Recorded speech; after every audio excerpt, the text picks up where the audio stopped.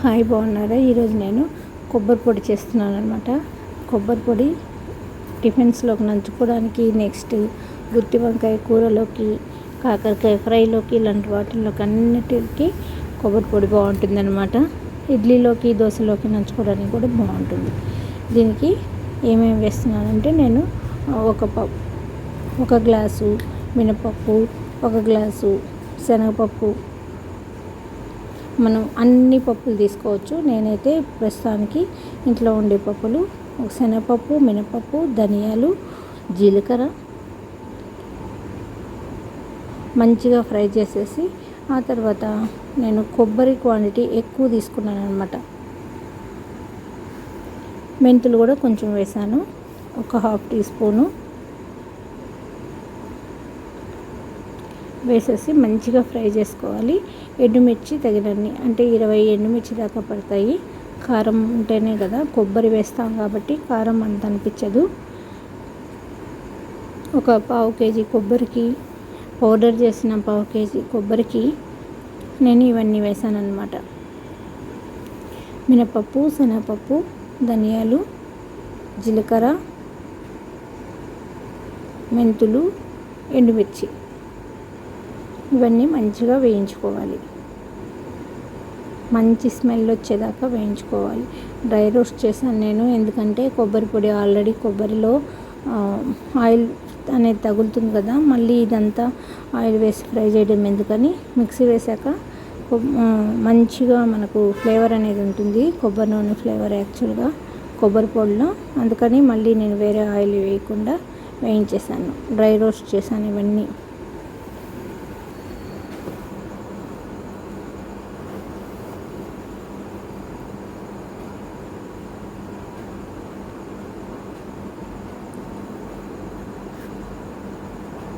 మంచిగా ఫ్రై చేసేసాను. అక్కడికక్కడ ఒలుచుకుంటూ నేను తొడిమెలు వేయను అనమాట. తొడిమెలు తీసేసి ఎండుమిర్చి వేస్తాను. అన్ని తొడిమెలు తీసి పెట్టుకుంటాను అనమాట. యాక్చువల్గా సాంబార్ పొడికి కూడా అట్లాగే చేసుకుంటాను. చూసారా, అన్నీ తీసేసాను. ఇప్పుడు మనం మంచిగా వేయించేసుకుందాం. ఒక 5 మినిట్స్లో వేగిపోయాయి అన్నమాట.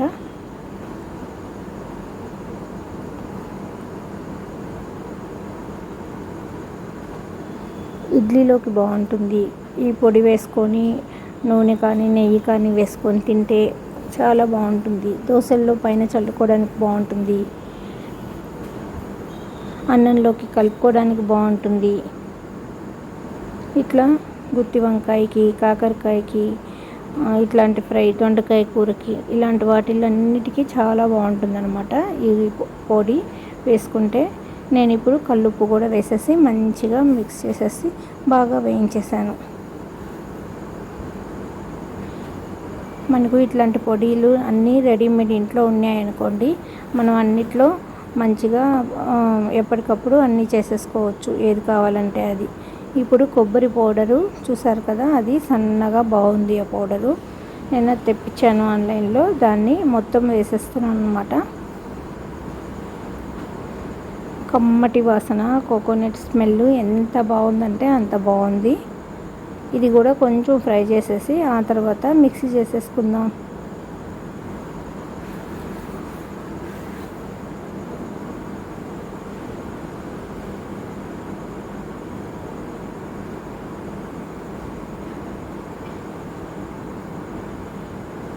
ఇవన్నీ రెడీగా ఇంట్లో ఉంటే యాక్చువల్గా గుత్తి వంకాయ కానీ, గుత్తి దొండకాయ కానీ, కాకరకాయ వేపుళ్ళు కానీ, ఇట్లాంటివన్నీ చేసుకోవడానికి చాలా ఈజీగా ఉంటుంది.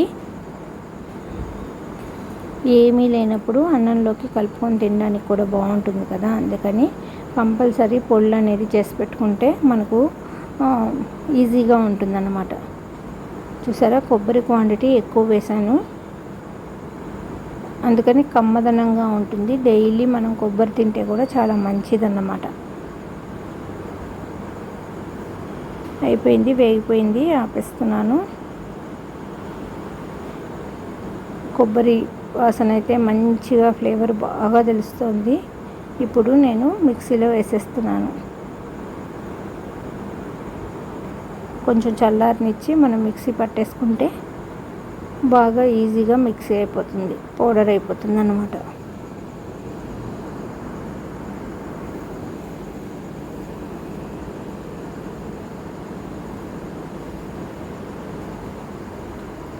చూసారా, పౌడర్ రెడీ అయిపోయింది.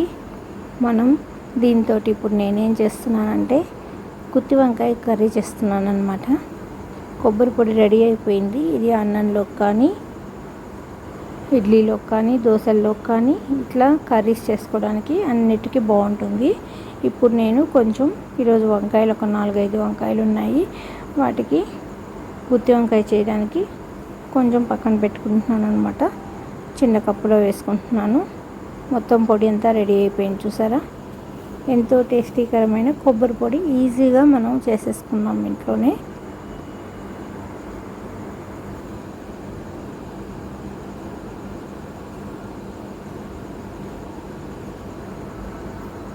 ఇట్లా గాజు సీసాలో కానీ, ప్లాస్టిక్ డబ్బాలో కానీ, స్టీల్ డబ్బాలో కొన్ని పెట్టేసి మనం ఫ్రిడ్జ్లో పెట్టుకున్నా బాగుంటుంది, బయట ఉంచినా బాగానే ఉంటుంది అనమాట. నేను బయటే పెడతాను పొళ్ళన్నీ.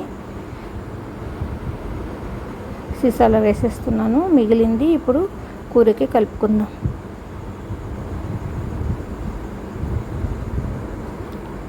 ఫస్ట్ కొబ్బరి పొడి మాత్రమే చేద్దాం అనుకున్నాను. పొడి రెడీ అయిన తర్వాత వంకాయలు గుర్తొచ్చాయి. వంకాయలోకి చేసేస్తే చాలా బాగుంటుంది కదా అని చిన్న కప్పులో కొంచెం పొడి తీసుకున్నాను అనమాట.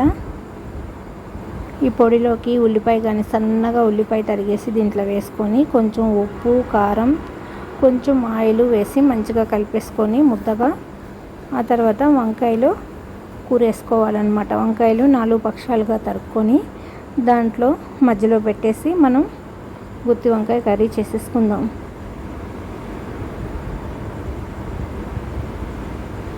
పొడి ఉంది కాబట్టి మనం ఈజీగా చేసేసుకుంటున్నాం. చూసారా, ఈరోజు నేను ఉల్లిపాయ వేయలేదు. ఏకాదశి అని నార్మల్గా నేను ఉల్లిపాయ వేస్తాను. గుత్తి వంకాయ కర్రీలో చాలా టేస్టీగా ఉంటుంది ఉల్లిపాయ వేస్తే. ఇప్పుడు దీన్ని ఇలా పెట్టేసుకొని బాణట్లో, చెప్పాను కదా ఈ సీజన్లో అంతా క్లే పాట్ వాడతానని, ఇట్లా క్లే పాట్లో పెట్టేసుకొని మనం బాణట్లో పెట్టేసి ఆయిల్ వేసి ఇవన్నీ సమకూర్చేసి మూత పెట్టేస్తే బాగా మగ్గిపోతుంది.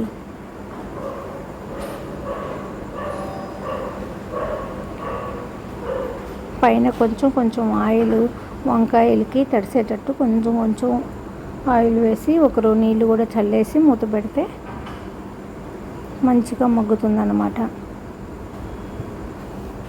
ఇట్లా చేసుకుంటే చాలా టేస్టీగా ఉంటుంది. నేనేం చేస్తానంటే ఇవి మగ్గిన తర్వాత అన్నం రెడీ అయిపోయింది. చూసారా, ఇంకా కూర రెడీ అయితే తినడానికే అన్నమాట. చాలా టైం అయిపోయింది. ఒక్కొక్క పని చేసుకునేటప్పటికి మనకు చాలా టైం అయిపోతుంది.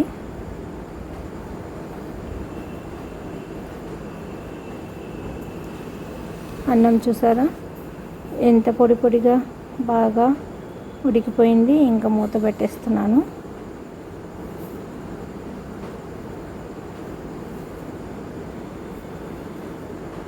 చూసారా, సగం మగ్గాయి అన్నమాట. ఇంకొంచెం ఉన్నది, ఇంకొంచెం సేపు. అందుకని ఇవి తిప్పించుకుంటే ఇంకో సైడ్కి తిప్పిస్తే ఆ సైడ్ కూడా ఉడికిపోతుంది అన్నమాట.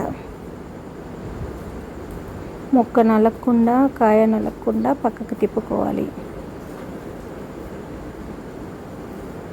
మా ఇంట్లో ఈ వంకాయ కన్నా దీంట్లో వేసే పౌడర్ ఎక్కువ. ఇలా వేగిన తర్వాత దాని టేస్ట్ ఇంక్రీజ్ అవుతుంది కాబట్టి అది బాగా ఇష్టము.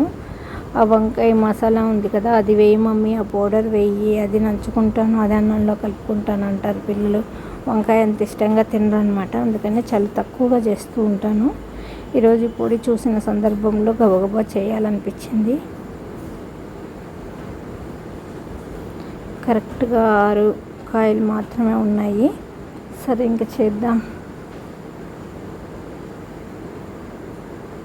తెల్ల వంకాయలు అయితే చాలా టేస్టీగా ఉంటుందన్నమాట. ఇంకా ఈ వంకాయలు ఉన్నాయి కాబట్టి కొంచెం పొడి మిగిలింది కదా, నేను వాటర్ వేసి దాన్ని ఇలా పైన వేసేసాను. ఎందుకంటే గుజ్జు ఎక్కువ తింటారు కదా పిల్లలు, ఇట్లా ఉంటే మంచిగా తింటారని.